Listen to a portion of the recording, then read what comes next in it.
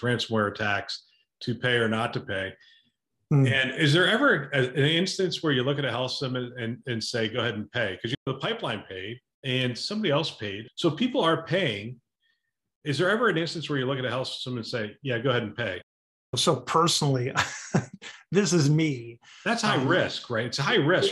Look, here's the bottom line. You're already dealing with a criminal who's broken in and locked up all your stuff, and now you can't get to it. And so if you decide to pay, first of all, you're dealing with a criminal. So maybe they'll keep their word and maybe they won't. And their word is that they're going to give you a decryption key.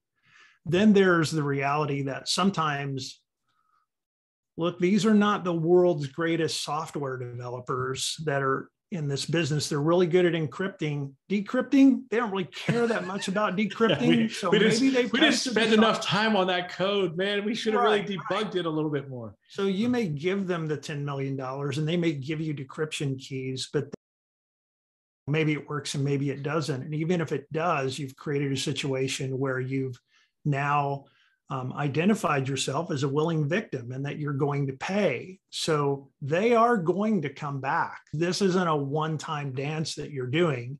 Right. And you've put a bunch of money into the dark underground of cyber criminals, which, as we've talked about on the show before, isn't one person who breaks in and then launches ransomware and then negotiates with you and collects the ransom and gives you the keys. This is a whole crazy underground economy of cyber criminals who have subspecialized as far as being able to get credentials, and they sell them on the black market to the team that is really good at going in and casing the joint and figuring out where all the crown jewels are.